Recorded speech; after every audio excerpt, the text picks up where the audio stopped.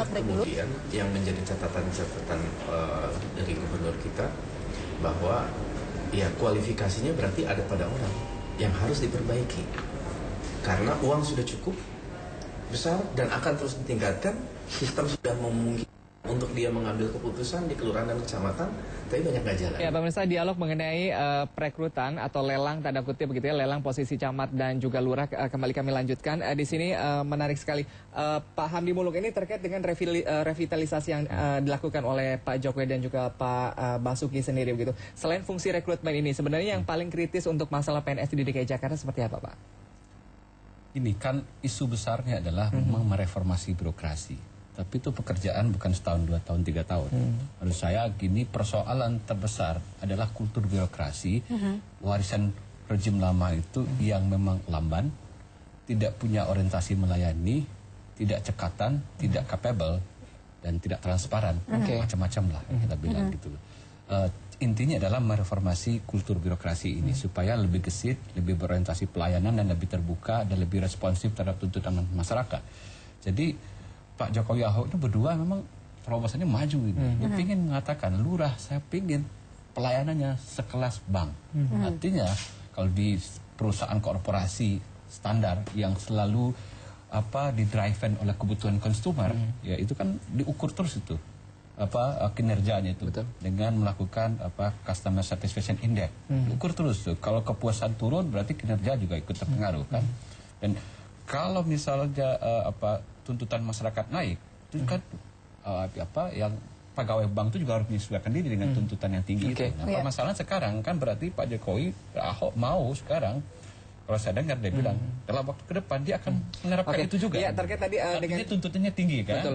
Terkait dengan transparansi tadi, Pak Hamdi, Anda katakan bahwa mampu nggak sih kalau tadi kan underline-nya adalah harus PNS juga begitu ya, mengingat birokrasi yang sistem begitu kuat begitu ini mampu bisa nggak sih? Jadi artinya Anda transparan. Anda juga belum terlalu yakin apakah di tempat lain juga ada pegawai negeri yang kinerjanya bagus. Pak Hamdi juga pegawai negeri loh.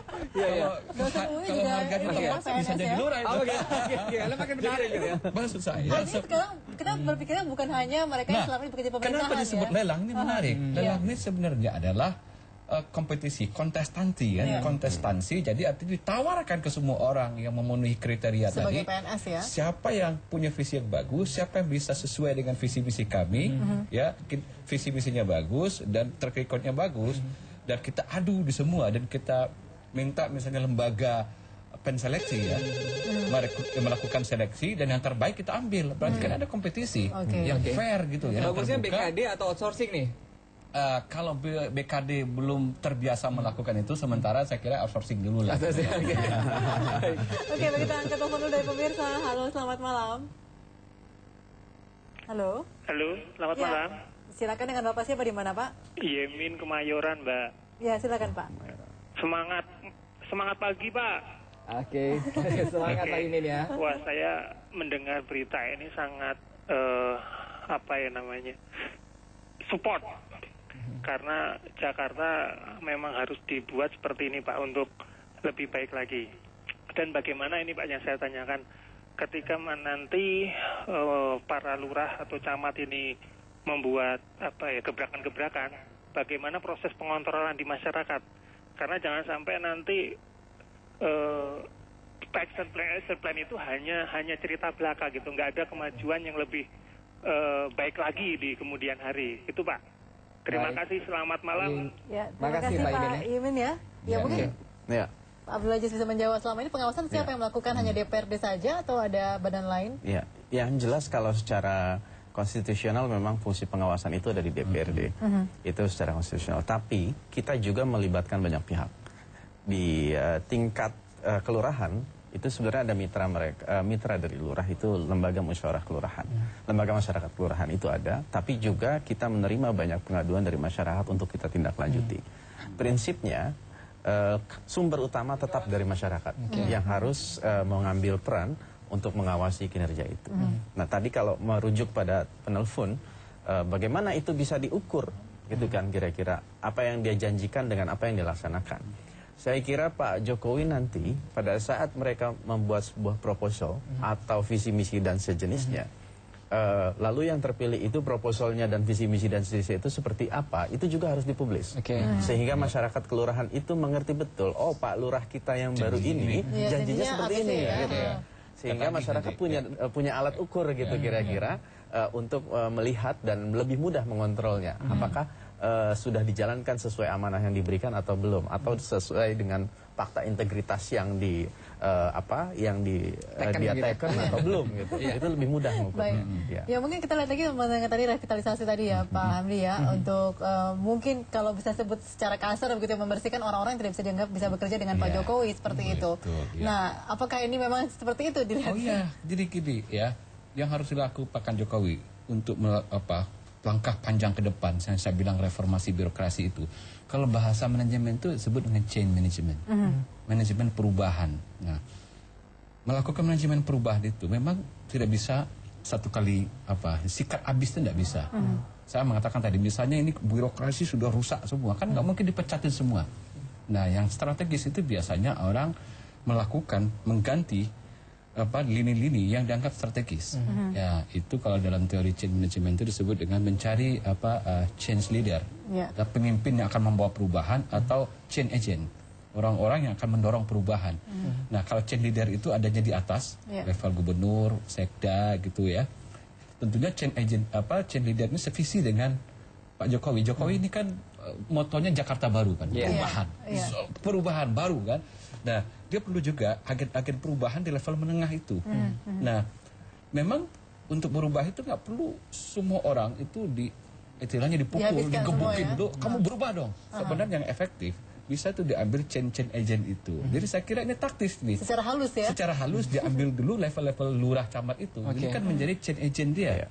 Nah, direkrut orang-orang yang memang sudah sesuai dengan apa yang dimauin Pak Gubernur dan Wakil Gubernur. Karena ini menjadi haknya Pak Jokowi untuk memilih nanti siapa yang menjadi pemenang ya dalam lelang. Nanti change agent ini akan membawa perubahan ke bawah pelan-pelan. Nanti kira-kira 3-4 tahun lagi, 5 tahun lagi kalau konsistennya dijalankan, dikawal terus, kita berharap kultur birokrasi ini bisa berubah dalam waktu 3-4 tahun ke depan. Oke, baik. Kita angkat telepon lagi dari pemirsa. Halo, selamat malam.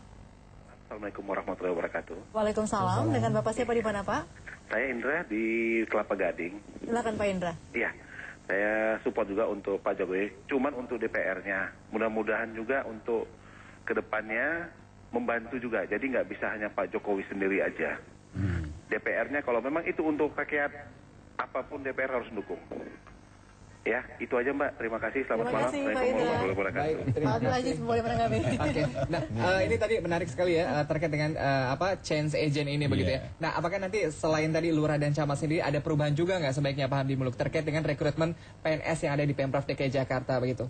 Maksudnya tadi secara keseluruhan begitu nantinya? Oh iya, nanti kan ini pelan-pelan. Saya kira dalam manajemen perubahan itu biasanya pelan-pelan. Change agent itu direkrut dulu misalnya ya, misalnya 10-20 orang. Nah, tapi nanti change agent ini merekrut lagi orang-orang yang memang sejalan dengan visi mereka. Lama-lama gerbong ini makin besar. Nah, biasanya orang-orang yang tadinya sinis, orang-orang yang tadinya membangkang, orang-orang yang tadinya melawan, itu lama-lama kan kekuatannya juga ya? berkurang. Ikut ya lama-lama, kalau itu kultur bisa berubah. Nah, tinggal itu nanti di-maintain. Cuma yang saya khawatir begini nih ceritanya. Karena change management itu efektifnya kan skalanya ya 3, 4, 5 tahun atau 6 tahun. Khawatirnya nanti gubernurnya ganti, bubar lagi semua.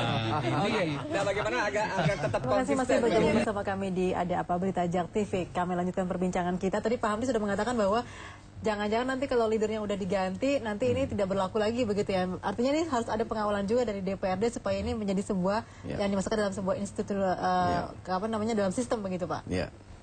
Prinsipnya memang kita harus menginstitusikan semua hal-hal yang seperti ini sehingga menjadi langgeng. Salah satu bentuk dukungan yang akan kita berikan tahun ini itu direncanakan selain akan disahkannya RPJMD yang akan menjadi agenda 5 tahun Pak Jokowi, rencana pembangunan jangka menengah, itu kita juga akan rencanakan akan ada revisi terhadap Perda nomor 10 tahun 2008. Perda itu sangat penting buat Pak Jokowi dan pemerintahan sekarang karena itulah yang mengatur tata kerja seluruh PNS di Jakarta. Wali kota, camat, lurah, sebelumnya dinas belum ini pernah ada? Sudah ada Tapi tentu saja dengan desain yang baru ini, dengan pikiran-pikiran yang baru ini, tentu akan banyak sekali. Perbedaannya Pak? Contoh yang paling signifikan mungkin ini diantara penonton ada yang dari PNS DKI juga. Misalnya begini, soal hari ini yang soal peran lurah dan camat misalnya. Ini kan peran lurah dan camat akan terus kita tingkatkan, akan terus kita juga kapasitas SDM-nya maupun kualifikasinya akan terus kita tingkatkan. Nah ini alas hukumnya, dasar hukumnya itu harus diperbaiki. Kalau misalnya pakai dasar hukum yang masih lama, tentu itu peningkatan itu akan terbatas dan mentok dengan format lama, gitu kira-kira. Kita kan punya standar-standar baru. Standar-standar baru ini harus dibuat juga format baru. Nah itu karenanya harus dirubah itu perda kita untuk mendukung kinerja yang sekarang berjalan. Oke, baik, kita angkat telepon lagi, Adam ya. Ya, halo, selamat malam. Bapak dan Mbak. Iya, dengan siapa di mana Pak? Bapak Abdurrahman di Tangerang. Di Tangerang, saya silakan. alhamdulillah ya melihat sosok Bapak Jokowi ini suatu habis gelap terbitlah terang. Di mana sosok Jokowi itu luar biasa, walaupun saya orang Sunda dan Tangerang itu tetangga. Mudah-mudahan suatu sosok menjadikan cermin ya buat Jokowi. Itu adalah di tengah birokrasi yang hancur-hancuran begini, ada Jokowi luar biasa. Mudah-mudahan itu suatu menjadikan contoh. Otomatis karena saya tahu di Tangerang itu, di Tangerang juga ya banyak kalangan birokrasi itu yang namanya pejabat asal dekat sama itu jadi lurah, jadi camat dan geser cari tempat-tempat yang basah itu luar biasa. Itu kerja nggak ada. Terima kasih Jokowi, saya mendukung, mudah-mudahan panjang umur, diberkahkan Pak Jokowi. Terima kasih, wassalamualaikum. Terima kasih Pak Abdurrahman. Tapi Pak Hamdi, ini kalau kita lihat ini kan proses open recruitment ini kan juga bukan barang baru begitu ya, tapi kerap juga begitu ya kesusupan begitu atau bocor begitu ya, misalnya orang-orang titipan begitu entah dari DPRD ataupun dari Pak Jokowi sendiri gitu.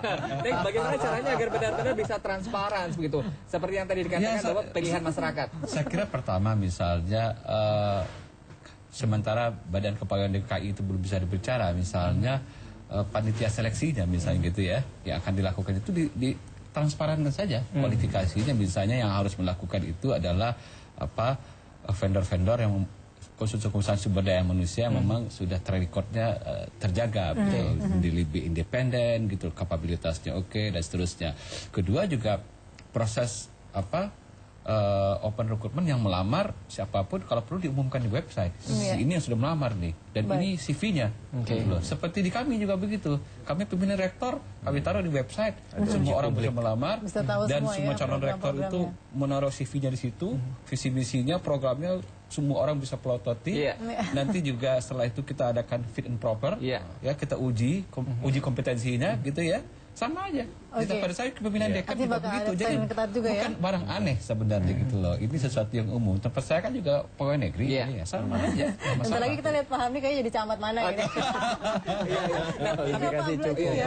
Nah, apakah nanti dengan adanya mungkin proses yang begitu ketat, kemudian juga kita harus punya kemampuan yang baik, nanti juga ada dampaknya dengan remunerasi untuk lurah dan camat? Yang jelas sampai sekarang itu karena kita sadar betul peran kelurahan kecamatan itu sangat penting, vital untuk perbaikan pelayanan publik. Ada beberapa hal yang terus-menerus yang juga akan diperbaiki lagi. Selain yang tadi saya bilang perda yang akan kita perbaiki sebagai sistem dasarnya. Lalu kedua, sistem remunerasi yang dengan baik itu dengan tunjangan kinerja daerah maupun secara khusus sesungguhnya untuk pegawai-pegawai di kelurahan dan kecamatan itu ada tambahan khusus, insentif khusus karena mereka memang punya peran sebagai pamong. Artinya tidak murni pegawai negeri seperti mereka yang kerja di kantor wali kota atau di provinsi, di dinas-dinas teknis. Mereka ini harus jadi pamong. Itu bukan PNS ya? Honorer apa? Enggak, ini PNS juga di kelurahan. Itu juga kita lakukan. Lalu yang ketiga, ke depan juga kita akan rencanakan akan ada semacam kualifikasi atau indeksasi kelurahan. Ini kan ujung-ujungnya semua sistem rekrutmen ini adalah perbaikan pelayanan publik. Tapi kenyataan lapangan tadi yang saya katakan, di Jakarta itu ada kelurahan yang 3.000 orang penduduknya, ada yang 120.000 orang penduduknya. Ini nggak fair, gitu. Ini harus diindeksasi. Mungkin itu akan berpengaruh nanti pada sistem yang kita laksanakan ke depan. Iya, baik. Kita angkat telepon lagi dari pemirsa. Halo, selamat malam. Selamat malam. Halo. Iya, selamat malam. Iya, dengan Bapak siapa di mana, Pak? Pak Al-Jadi di Tangerang. Silakan Pak. Tangerang. Dari Tangerang lagi ya. Iya. Yang terhormat bapak-bapak yang sedang berdiskusi, saya mau nanya, ini bahasanya bahasa lelang ini bahasa apa? Kita bahasa kepegawaian atau bahasa orang luar gitu? Oke. Kalau setahu saya di kepegawaian itu tidak ada mengenal kata-kata lelang. Yang ada adalah kompetensi, seleksi begitu. Jadi kayak barang apa itu dilelang, bukan jadi dilelang. Baik, terima kasih Pak Al jadi dari Tangerang. Mungkin masalah bahasa ini sudah kita bahas di awal ya. Tadi udah dibahas di awal. Hakikatnya sebenarnya kan betul, ini open rekrutmen terbuka, tidak hanya dari dalam, bisa dari luar. Nah, maksud Pak Jokowi itu apanya yang dilelang? Artinya begini, kalau selama ini jabatan itu seolah-olah itu nggak bisa diganggu gugat, itu milik saya gitu, atau milik dari birokrat yang sudah berkarir di bawah itu nggak bisa diganggu gugat gitu. Istilahnya begini, pintar goblok pun kalaupun saya naik ke situ ya sudah lah, pasti saya dapat harga mati itu ya. harga mati gitu. Nah sekarang paradigmanya dirubah sama Pak Jokowi kan, jangan hati-hati kamu, jabatan kamu itu bisa saya lelangkan ke orang lain. Artinya orang yang penawarnya lebih bagus gitu ya itu saya kasih ke dia. Artinya penawaran itu maksudnya tadi dilihat dari visi misinya, kapabilitasnya, diuji kompetensinya, dilakukan proses seleksi fit and proper. Ternyata orang ini lebih pas menjadi lurah dan itu saya kasih ke dia jabatan itu. Itu tapi maksud melihat dari penelepon ini seleksi sebenarnya. Ternyata banyak sekali penelepon dari Tangerang begitu ya. Nah, apakah open rekrutmen ini juga terbuka begitu ya dari luar Jakarta, dari misalnya Pulau Sumatera, dari mana begitu? Begini. Ada kualifikasinya. Ada kualifikasi. Itu tidak memungkinkan karena KTP Jakarta mungkin. Bukan. Yang berstatus sebagai PNS di Pemda DKI Jakarta. Itu tentu nanti akan ada persyaratannya seperti itu. Jadi makin sempit dong ya. Jangan salah. Bukan bertukar posisi aja Pak ya. Salah. Mereka yang jadi PNS di Jakarta ternyata banyak juga yang tinggal di luar Jakarta. Oke, terakhir mungkin nih Pak Abdul Aziz, targetnya berapa tahun lagi bisa merasakan masyarakat untuk mungkin lurah dan camat yang dengan visi baru ini? Ya.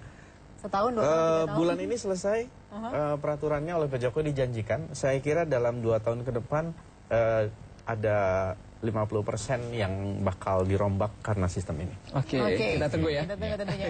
Baik, terima kasih Prof. Hamdi dan juga Pak Abdul Aziz bersama kami.